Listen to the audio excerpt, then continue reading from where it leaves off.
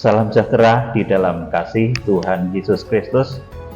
Saat ini tanggal 9 Februari 2025, saya akan menyampaikan tentang dua saksi yang ditulis dalam Wahyu pasal 11. Dua saksi dan asal-usul mereka. Saudara, kedua saksi yang ditulis di dalam kitab Wahyu pasal yang ke-11, mereka bekerja di dalam kurun waktu jeda antara pengangkatan gelombang pertama, itu Wahyu pasal 12 ayat yang kelima, dan pengangkatan gelombang kedua, itu Wahyu pasal 19 ayat 6 sampai 9. Jadi kedua saksi ini bekerja di masa antikris, di mana di masa antikris ini sudah ada pengangkatan untuk gelombang pertama. Siapa mereka? Mereka adalah orang-orang yang mencapai kriteria rohani ruang Maha Kudus. Mereka sudah dibawa lari kepada Allah dan ke tahtanya, Wahyu 12 ayat yang kelima. Namun demikian, ada juga orang-orang lain yang karena belum sempurna, belum mencapai ruang Maha Kudus, mereka dicinta Tuhan, mereka disayang Tuhan, kemudian mereka dipindahkan oleh Tuhan. Dalam bahasa aslinya itu theogo, lari, hilang, lenyap, arti secara gampangnya seperti itu. Dan di dalam kitab Wahyu kita kenal dengan pengungsian yang terjadi di Wahyu pasal 12 ayat yang ke-6 dan ayat yang ke-14.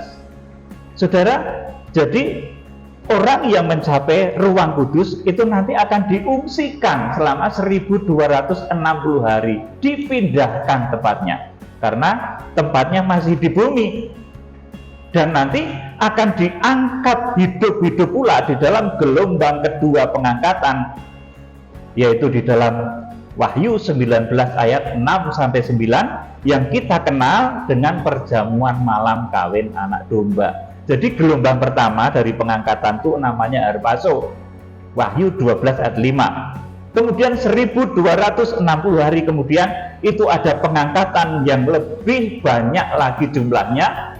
Itu adalah pengangkatan gelombang kedua yang disebut sebagai perjamuan malam kawin anak domba. Saudara, antara gelombang pertama, orang-orang yang Harpazo, dan gelombang kedua itu ada masa antikris di bumi. Dan ketika masa antikris itu terjadi, saudaraku, ketika zaman itu tiba, yang lamanya adalah 42 bulan atau 1260 hari atau 3,5 masa, maka orang-orang yang memiliki kadar rohani ruang Maha Kudus sudah Harpazo. Kemudian orang-orang yang memiliki kadar rohani ruang kudus sudah diungsikan atau theogo. Ini masih di bumi, saudaraku, yang langsung kepada Allah dan ke tahtanya yang Harpazo. Dan yang ketiga adalah kanak-kanak rohani tertinggal. Saudara, penyelamatan yang bermetodekan tiga cara ini, yaitu Harpazo, ruang Maha Kudus, kemudian theogo diungsikan ke ruang kudus, kemudian tertinggal di masa kanak-kanak, itu berdasarkan pola bait suci atau tabernakel, sehingga akhirnya menghasilkan tiga metode yang tadi saya sebutkan, bahwa Tuhan menyelamatkan umatnya. Ingat dahulu Nuh itu juga membangun bahtera 3 tingkat, kemudian Musa juga membangun tabernakel 3 tingkat. Di akhir zaman, ketika Tuhan menyelamatkan umatnya dari bahaya antikris, itu juga dengan 3 metode. Saudara, saat ini saya khusus akan menyampaikan mengenai kondisi orang-orang yang tertinggal. Kemudian bagaimana cara bisa selamat di zaman yang sangat sulit itu, dikatakan zaman itu belum pernah terjadi dan tidak akan terjadi lagi. Dikatakan juga itu merupakan siksaan yang paling berat yang belum pernah terjadi sejak awal dunia sampai sekarang ini, dan tidak akan terjadi lagi, seperti ditulis dalam Matius pasal 24 ayat 21. Jadi masa antikris itu saudaraku belum terjadi. Kalau sudah ada yang bilang, oh sudah dulu, belum saudaraku. Dan tidak akan terjadi lagi, saudaraku. Jadi ini sesuatu masa yang berat. Makanya Tuhan mengadakan 3 metode itu. Saudara, kita akan membaca saja di dalam kitab Wahyu pasal 11. Ini tentang kondisi orang-orang yang tertinggal, kondisi halaman, dan juga diutusnya 2 saksi. Jadi 2 saksi itu siapa? Nanti akan saya terangkan jelas berdasarkan Alkitab, supaya kita tidak diombang-ambingkan oleh ajaran-ajaran yang tidak benar, ajaran-ajaran yang membuat anak-anak Tuhan itu tersesat, ya saudaraku. Kita akan baca Wahyu pasal 11 ayat 1 sampai 14. Dibaca Ibu Tami. Kemudian diberikanlah pada besi batang bulu seperti tongkat pengukur rupanya, dan dengan kata-kata yang berikut, bangunlah dan ukurlah bait suci Allah dan mezbah dan mereka yang beribadah di dalamnya. Ya, jadi bait suci Allah, kemudian mezbah ini tusia sterion, artinya mezbah korban bakaran. Kemudian mereka yang beribadah di dalamnya, bait suci yang di sebelah dalam itu adalah ruang kudus dan ruang maha kudus. Nah, saudara, kenapa ini diukur? Karena di Wahyu pasal 12 nanti akan dilakukan penyelamatan oleh Tuhan. Metode penyelamatan yang dikerjakan oleh Tuhan ini berdasarkan ukuran ini. Orang yang mencapai ruang maha kudus langsung di bawah harpaso itu. Gelombang pertama pengangkatan. Kemudian orang-orang kudus itu masih disempurnakan di padang belantara pengungsian selama 1260 hari. Tempatnya disebut sebagai padang-padang yang sunyi. Bahasa aslinya itu disebut sebagai eremos. Saudaraku, ayat yang kedua dibaca. Tetapi kecualikan pelataran bait suci yang di sebelah luar, janganlah engkau mengukurnya, karena ia telah diberikan kepada bangsa-bangsa lain, dan mereka akan menginjak-injak kota suci 42 bulan lamanya. Amin. Ini kanak-kanak rohani, saudara. Orang Kristen, orang percaya, tetapi kehidupannya masih sangat lekat dengan hawa nafsu, emosi, keinginan-keinginan daging, tipu muslihat. Ya, bibirnya percaya Tuhan Yesus, tetapi dia masih lebih berat untuk terikat kepada keinginan dunia, sehingga ketika harpaso nggak bisa, saudaraku.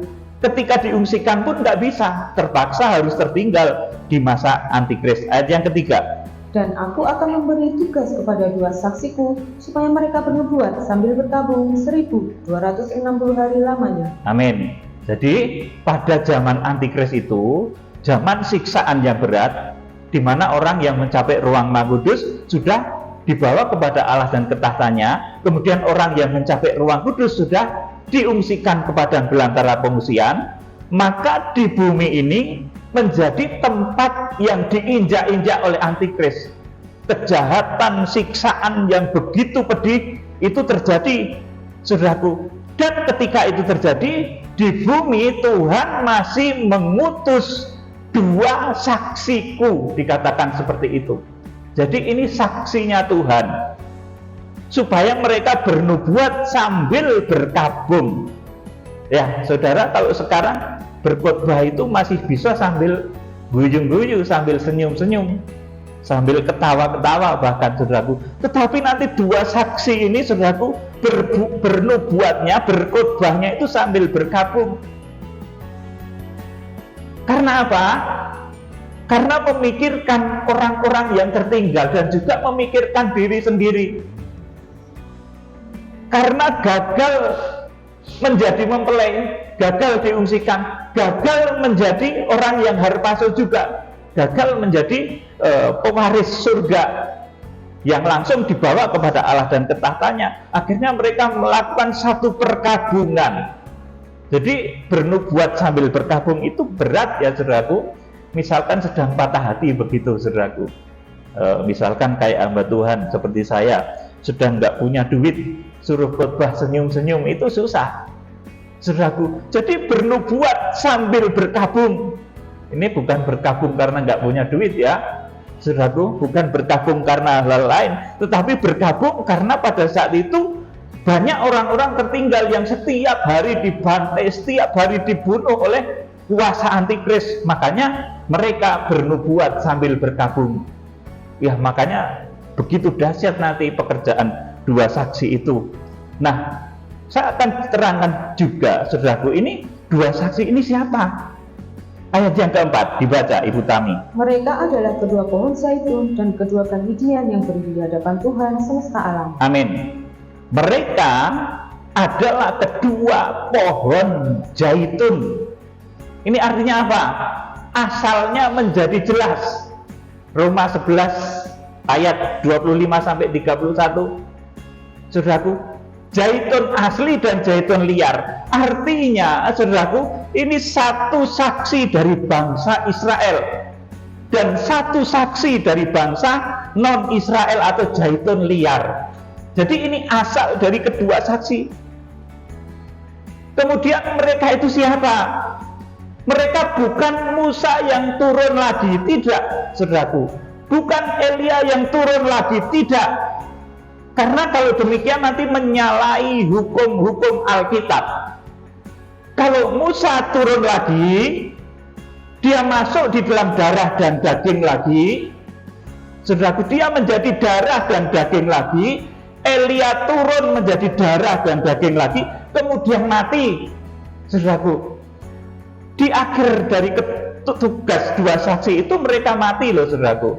Bisa nanti dibaca di ayat-ayat terakhir dari Wahyu 11 ini. Di akhir tugas dua saksi itu mereka mati.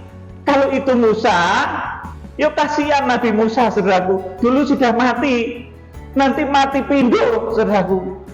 Ini tidak alkitabiah. Oleh karena itu, siapa mereka itu? Mereka adalah hamba Tuhan yang hidup pada zamannya. Mereka adalah hamba Tuhan yang hidup di zaman antikris yang oleh seizin Tuhan. Karena mereka ketika mendengarkan kegerakan kuda putih, saudaraku, menolak. Mereka ketika mendengarkan kegerakan menjangkau Israel, menolak. Saudaraku, mereka ketika kegerakan kitab Wahyu terjadi, mereka menolak. Saudaraku, mereka tokoh besar. Saudaraku, mereka tokoh yang hidup pada zamannya. Mereka bukan Elia yang turun, bukan Musa yang turun. Memang mereka membawa kuasa Musa dan Elia. Kuasa Musa itu bisa mengubah air menjadi darah, nanti ditulis di ayat selanjutnya. Kemudian kuasa Elia itu bisa mencegat turunnya hujan selama 3,5 tahun.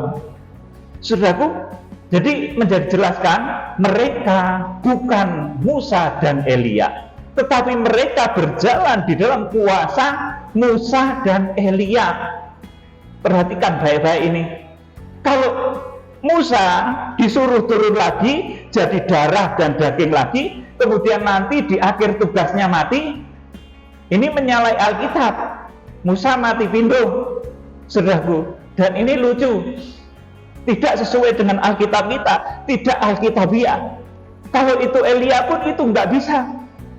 Saudaraku yang dikasihi Tuhan Yesus Kristus, jadi mereka adalah kedua pohon zaitun dan kedua kaki dian yang berdiri di hadapan Tuhan semesta alam. Mereka punya jemaat. Jemaatnya disebut sebagai kedua kaki dian yang berdiri di hadapan Tuhan semesta alam. Jadi kalau ketujuh bintang di Wahyu pasal 1 ayat 16, jemaatnya itu disebut 7 kaki dian emas. Tetapi kedua saksi ini, hamba Tuhan yang dahsyat di akhir zaman ini, orang-orang yang dipimpinnya itu masih kasar. Sifatnya masih seperti dua pohon zaitun. Sifatnya masih seperti dua kaki dian, bukan emas. Tidak ditulis emas di sini, saudaraku. Jadi sifatnya kasar. Jemaat-jemaat yang masih kasar, omongannya masih jahat, masih penuh dengan hawa nafsu, tapi percaya Yesus, akhirnya tertinggal di masa antikris, menjadi jemaatnya kedua saksi. Jadi ini bedanya, jemaatnya ketujuh bintang itu mereka 7 kaki dian, tetapi jemaatnya kedua saksi itu nanti seluruh orang Kristen dari muka bumi, saudaraku, yang hidupnya masih kasar, Mereka kaki dian mbuh apa ini saudaraku? Bukan kaki dian emas, saudaraku. Jadi saudara bisa pahami kalau dua saksi itu juga punya jemaat, banyak jemaatnya saudaraku, tetapi kualitasnya bukan kaki dian emas, hanya ditulis sebagai kaki dian.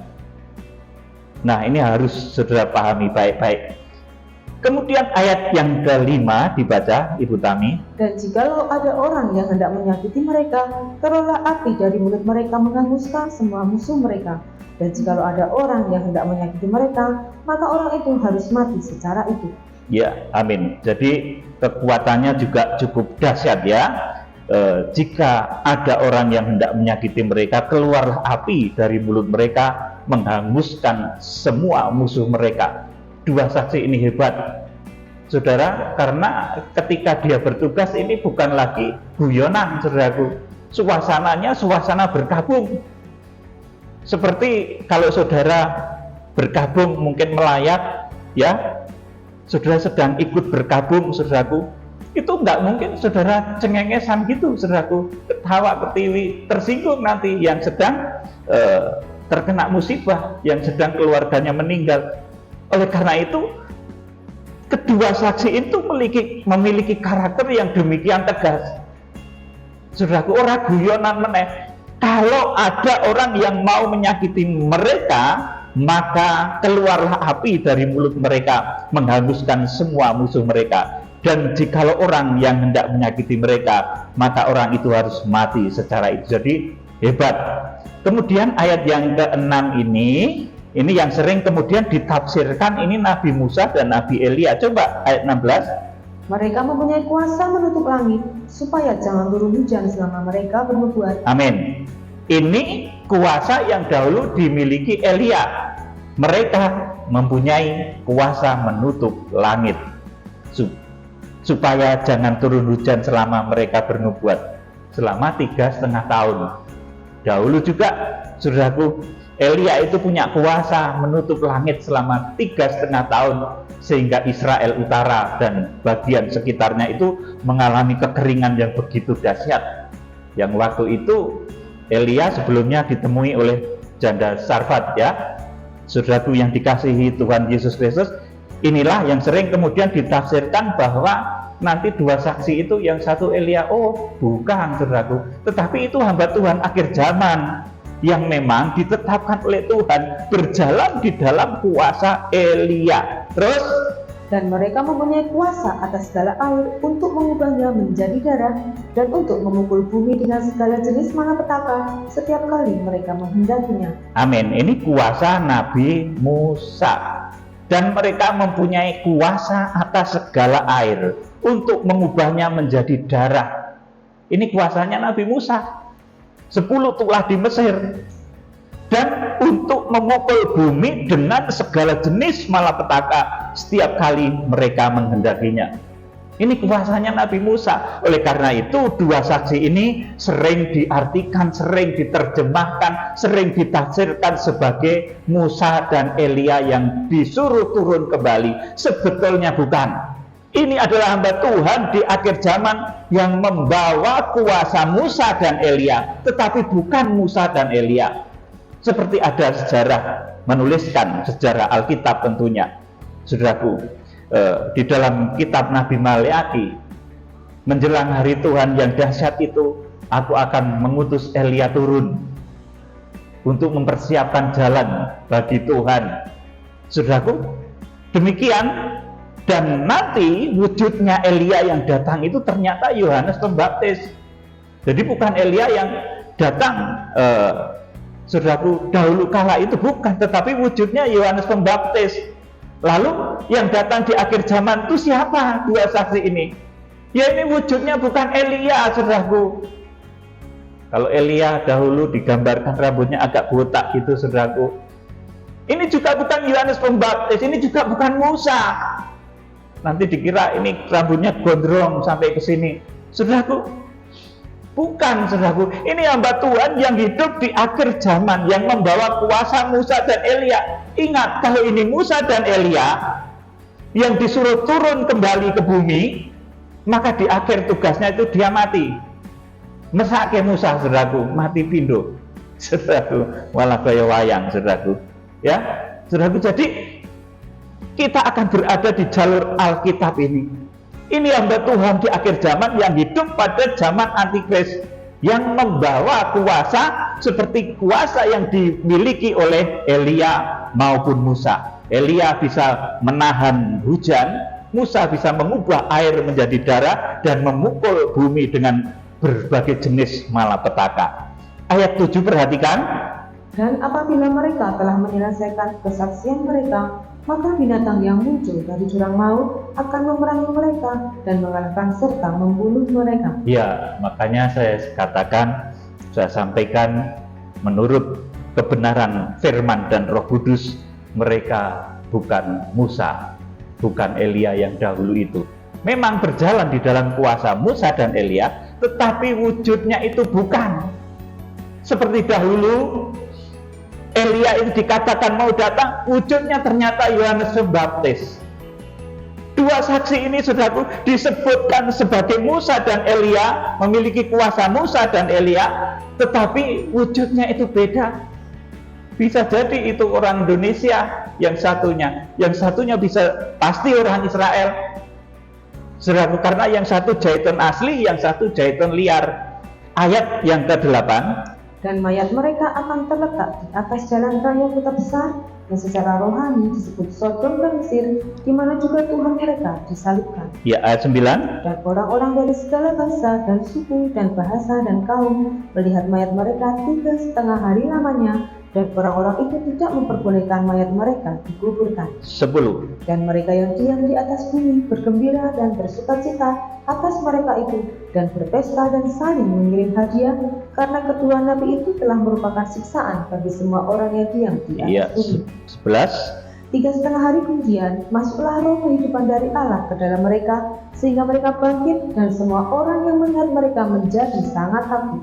12. Dan orang-orang itu mendengar suatu suara yang nyaring dari surga berkata kepada mereka, naiklah kemari. Lalu naiklah mereka ke langit, diseluruhi awan, disaksikan oleh musuh-musuh mereka. 13. Pada saat itu terjadilah gempa bumi yang dahsyat, dan 1/10 bagian dari kota itu rubuh, dan 7.000 orang mati oleh gempa bumi itu, dan orang-orang lain sangat ketakutan, lalu memuliakan Allah yang di surga. 14. Celakalah yang kedua sudah lewat, lihatlah celaka yang ketiga segera menyusul. Amin. Saudaraku, jadi sudah menjadi jelas ini siapa dua saksi itu, asalnya dari mana. Mereka adalah kedua pohon zaitun. Saudaraku, hamba Tuhan yang berasal satu dari bangsa Israel, satu dari bangsa non-Israel, yang seizin Tuhan tertinggal di masa Antikris. Mereka adalah hamba Tuhan pada zaman itu. Orangnya sekarang sudah ada, saudaraku, saya yakin. Ya, saudaraku, cuma ya masih disembunyikan oleh Tuhan. Sekarang masih dalam proses. Saudaraku, perhatikan ini cara pengukurannya di dalam kitab Wahyu pasal 11 tadi. Karena pengukuran yang dilakukan oleh Tuhan di dalam Wahyu pasal 11 ayat 1 dan 2 itu akan menentukan cara penyelamatan yang akan dikerjakan Tuhan secara pribadi di akhir zaman. Kemudian perhatikan juga munculnya dua saksi. Wahyu pasal 11 ayat yang ketiga sampai ayat yang ke-6, bahwa tugas dua saksi itu bernubuat sambil berkabung. Saya ulangi lagi, bernubuat sambil bersedih, karena nasib anak-anak rohani yang tertinggal, yang mereka pimpin, yang disebut sebagai dua kaki dian. Jadi bukan 7 kaki dian, tapi 2 kaki dian, ya saudaraku, bukan 2 kaki dian emas. Mereka anak-anak rohani yang tertinggal, dan mereka juga bersedih karena nasib mereka sendiri yang tertinggal, gagal menjadi mempelai dan gagal menjadi orang-orang yang harpaso. Juga mereka bernubuat untuk menguatkan anak-anak rohani yang tertinggal supaya jangan menerima tanda karagma, tanda 666. Seperti tadi saya sampaikan, kalau bernubuat sambil bersukacita, sambil senyum-senyum, itu mudah ya saudaraku, tetapi bernubuat sambil berkabung itu berat. Saudaraku, berkhotbah sementara ada familinya, saudara-saudaranya yang tiap hari meninggal dunia, itu berat saudaraku. Kalau berkhotbah di tengah-tengah suasana yang enak, tersenyum, ketawa, itu masih mudah. Tapi dua saksi ini nanti berkhotbah di tengah-tengah masa antikris, di mana teman-temannya, saudara-saudaranya tiap hari dibantai, dibunuh oleh antikris. Kemudian yang kedua, perhatikan juga saudaraku, asal-usul dari kedua saksi tadi sudah saya jelaskan, bahwa kedua saksi itu di ayat 4 Wahyu pasal 11 tadi, mereka adalah kedua pohon zaitun dan kedua kaki dian. Yang dimaksud di sini tadi sudah saya jelaskan ya saudaraku. Jadi asal mereka sudah saya jelaskan. Kita juga akan melihat dari kitab Nabi Zakaria. Kitab Nabi Zakaria pasal 4 ayat 11 sampai 14 dibaca. Lalu berbicaralah aku kepadanya, apakah arti kedua pohon zaitun yang di sebelah kanan dan di sebelah kiri kandil ini? Terus Untuk kedua kalinya berbicaralah aku kepadanya, apakah arti kedua dahan pohon zaitun yang di samping kedua pipa emas yang menyalurkan cairan emas dari atasnya itu? terus Ia menjawab aku, tidakkah engkau tahu apa arti semuanya ini? Jawabku, tidak tuanku. Lalu ia berkata, inilah kedua orang yang diurapi yang berdiri di dekat Tuhan seluruh bumi. amin. Jadi kedua saksi inilah kedua orang yang diurapi Tuhan seluruh bumi. Artinya saudaraku, di sini bahwa ada hubungan makrifat, hubungan yang luar biasa antara orang-orang yang harpaso yang dipimpin oleh ketujuh bintang itu dengan dua saksi. Jadi penghukuman itu nanti akan disalurkan melalui kedua saksi. Digambarkan di sini dikatakan hubungannya itu untuk kedua kalinya berbicaralah aku kepadanya. Apakah arti kedua dahan pohon zaitun yang di samping kedua pipa emas yang menyalurkan cairan emas dari atasnya itu? Ia menjawab aku, tidakkah engkau tahu apakah arti semuanya ini? Jawabku, tidak tuanku. Lalu ia berkata, inilah kedua orang yang diurapi yang berdiri dekat Tuhan seluruh bumi. Saudara, artinya ada cairan emas yang dialirkan, ada hubungan antara nanti orang-orang yang harpaso di Wahyu pasal 12 ayat yang kelima dengan dua saksi. Nah, hubungan itu ibaratnya seperti cairan emas yang dialirkan. Ya, saudaraku, cairan emas dari atas yang dialirkan. Orang-orang yang harpaso itu digambarkan di dalam kitab Wahyu pasal 15 ayat yang ke-1 sampai dengan ke-4. Tanda besar ajaib di langit kepada ketujuh tokoh, kepada tujuh malaikat itu diberikan amanat untuk menghakimi bumi. Itulah orang-orang yang harpaso tadi, saudaraku, dan orang-orang yang mengalahkan binatang itu, orang-orang yang menang. Wahyu pasal 15 itu, saudaraku. Kalau Wahyu pasal 14 ayat 1 sampai 5 itu orang-orang yang diungsikan. Nanti saudara bisa baca sendiri di tempat saudara masing-masing. Jadi Wahyu pasal 14 ayat 1 sampai 5 itu orang yang diungsikan, suasananya seperti itu, tidak diajak perang. Yang Wahyu pasal 14 ayat 1 sampai 5. Mereka disempurnakan. Prosesnya seperti apa yang ditulis dalam kitab Nabi Yesaya pasal yang ke-35. Di padang belantara itu begitu terjadi satu proses penyempurnaan, ibarat mempelai gitu dipingit, saudaraku. Tetapi yang harpaso tadi kerja orangnya itu, saudaraku. Orang-orang yang nanti harpaso itu kerja di akhir zaman, nggak nganggur. dibawa kepada Allah dan ketahatannya terus mabur-mabur ke sana kemari, piknik-piknik. Tidak, saudaraku. Mereka diberikan mandat oleh Tuhan untuk menghakimi bumi. Seperti ada tertulis bahwa tidak tahukah kamu bahwa orang-orang kudus akan menghakimi bumi? Tidak tahukah kamu bahwa orang-orang kudus akan menghakimi malaikat-malaikat? Saudara, jadi demikian ya, kiranya saudara menjadi paham. Orang yang harpaso itu gambarannya adalah Wahyu 15 ayat yang ke-1 sampai ke-4. Mereka bertugas, saudaraku. Kemudian orang yang diungsikan kepada belantara pengungsian, mereka disempurnakan. Suasananya Wahyu pasal 14 ayat 1 sampai 5, kitab Nabi Yesaya pasal yang ke-35.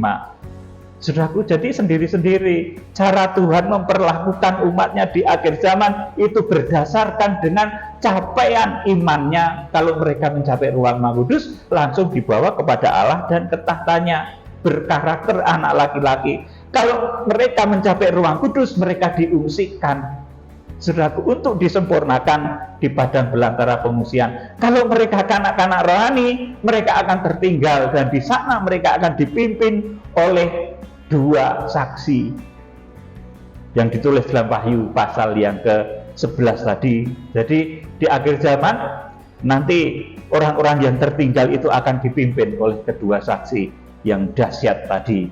Saudaraku, jadi kedua saksi itu disebut juga kedua pohon zaitun dan kedua kaki dian emas. Mereka adalah hamba Tuhan pada zaman Antikris nanti, pada zamannya, yaitu zaman Antikris yang dipercaya menggembalakan anak-anak rohani yang tertinggal, yaitu baik jemaat-jemaat dari zaitun asli maupun jemaat-jemaat dari zaitun liar. Mereka adalah hamba-hamba Tuhan yang ketika pembentukan karakter bintang itu di Wahyu pasal 1 dan 2, saudaraku. Hamba-hamba Tuhan yang ketika pembentukan karakter bintang di Wahyu pasal 1 ayat 16 dan 20 gagal. Mereka kemudian menjadi pohon zaitun. Karena gagal menjadi bintang, akhirnya cuma menjadi pohon zaitun yang menyalurkan cairan emas. Zakaria 4 ayat 2. Dan jemaat yang digembalakannya itu adalah 2 kaki dian, bukan 2 kaki dian emas. Artinya jemaat-jemaat yang masih lekat dengan keinginan hawa nafsu dan daging. Jemaat yang gagal, yang dalam pembentukannya di Wahyu pasal 1 ayat 20 gagal menjadi 7 kaki dian emas. Kemudian karena gagal menjadi 7 kaki dian emas, mereka menjadi 2 kaki dian saja yang digembalakan oleh 2 saksi. Nah, saudaraku, jadi ini menjadi jelas. Kemudian saya terangkan lagi, kedua saksi itu juga adalah hamba Tuhan pada zamannya yang seizin Tuhan tertinggal di masa Antikris.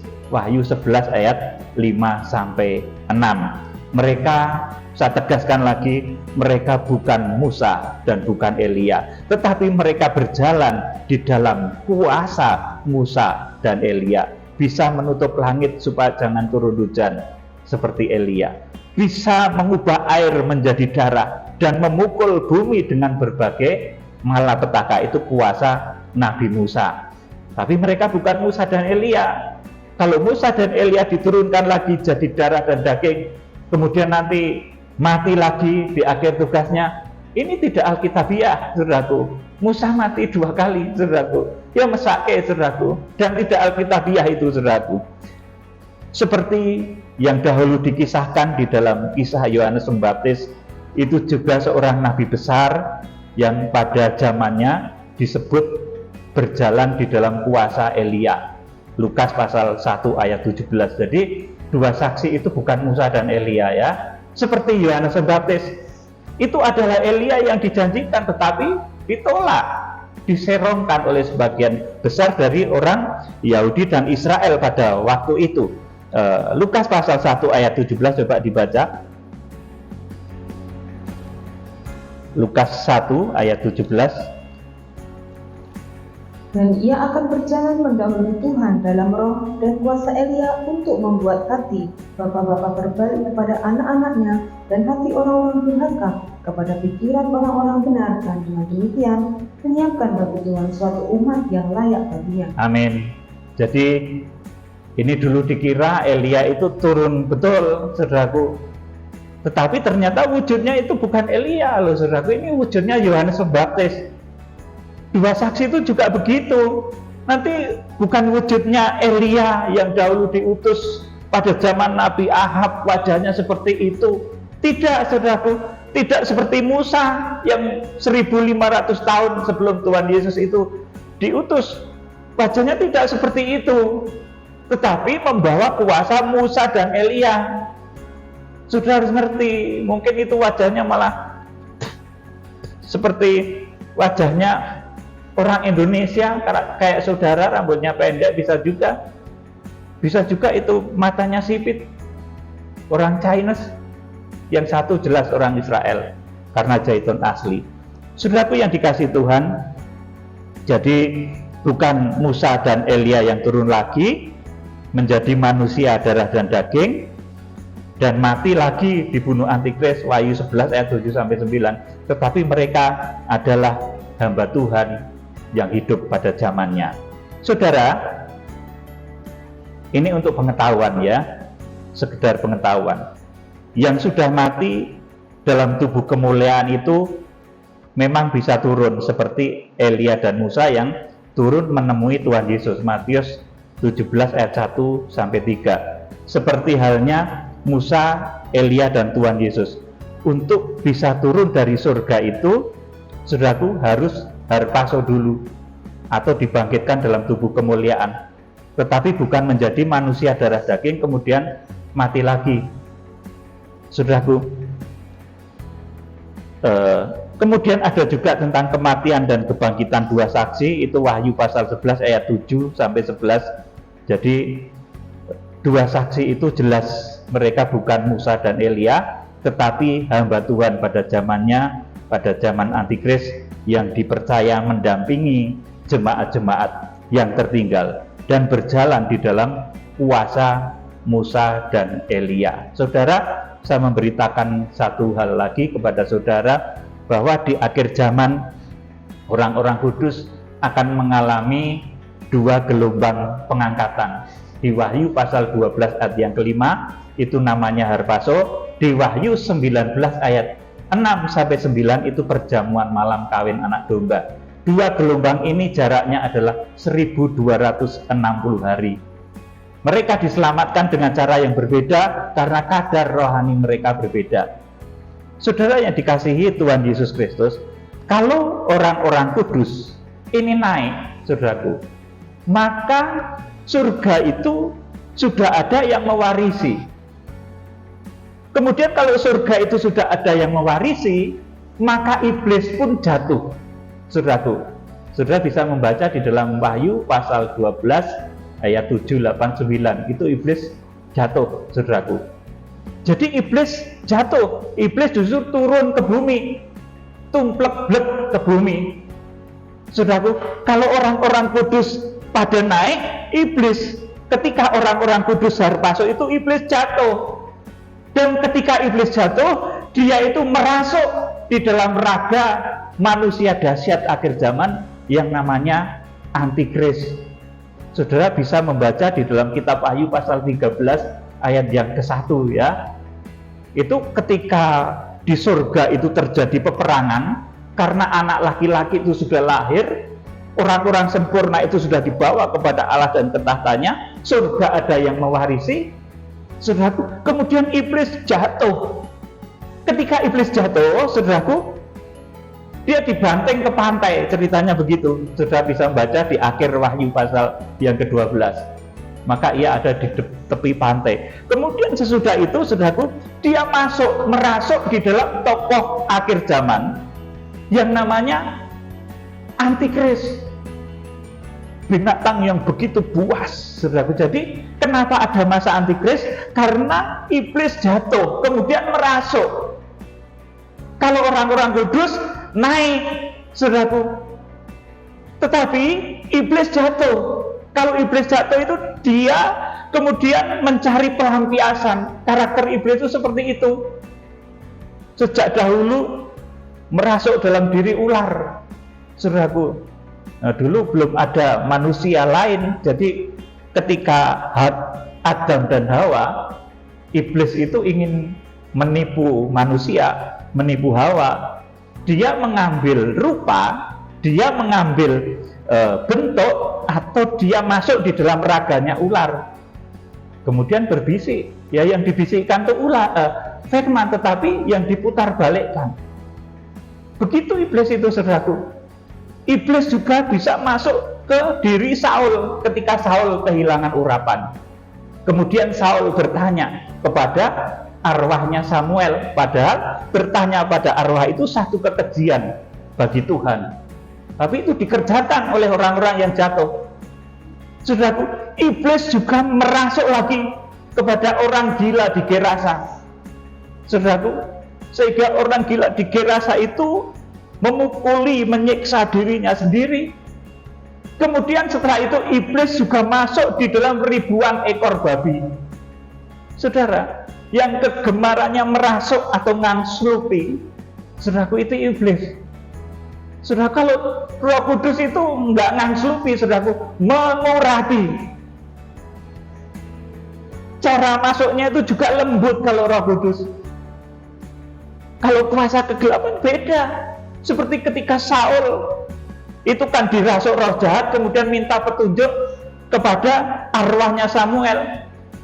Itu acaranya enggak sopan, saudaraku. Pakai geblak-geblakan juga, saudaraku. Waktu itu saudara bisa baca ketika kisah kisah Raja Saul minta petunjuk kepada arwahnya Samuel. Setelah diberi petunjuk, geblak. Gitu, saudaraku. Orang yang dirasuk oleh roh jahat itu manifestasinya beda dengan orang yang diurapi Roh Kudus. Makanya di akhir zaman Tuhan katakan, aku akan mencurahkan rohku, maka anak-anak kecil akan bernubuat dan sebagainya. Itu bukan di akhir zaman aku akan masuk di dalam diri orang, ngangslupi dalam diri orang. Itu kacau, saudaraku, nanti. Jadi roh Tuhan yang akan memimpin jemaat-jemaat akhir zaman. Seperti tadi saya sampaikan, orang-orang kudus itu nanti akan naik, tetapi roh jahat, iblis itu akan jatuh dan kemudian merasuk di dalam diri antikris. Wahyu 13 ayat 1 selama 42 bulan.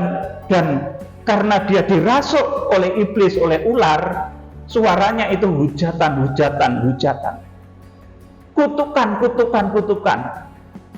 Waspada kalau saudara ketemu orang yang hobinya mengutuk, saudara. Ya, kutukan itu yang menjalankan kuasa kegelapan, saudaraku. Saya beritahu saudara, kalau ada mulut mengutuk seseorang, itu yang kerja itu iblis, saudaraku. Iblis senang, wah ini ada kerjaan ini. Kutukan itu kan isinya kecelakaan dan berbagai hal yang buruk, saudara. Maka yang mengerjakan kuasa kegelapan atau alam maut, saudaraku.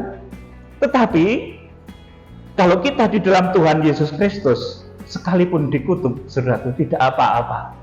Malah kutuk itu akan balik mengenai orang yang mengutuk. Kita dikutuk malah diberkati, saudaraku. Jadi demikian, begitu dahsyat, ya. Saya ulangi lagi, di akhir zaman orang-orang kudus itu akan naik, diangkat. Tetapi iblis akan jatuh, kemudian merasuk antikris.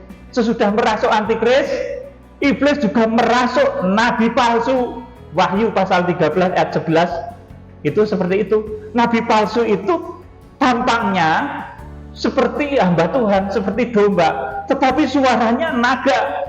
Bayangin, saudaraku, namanya orang kerasukan, itu suaranya aneh-aneh, saudaraku.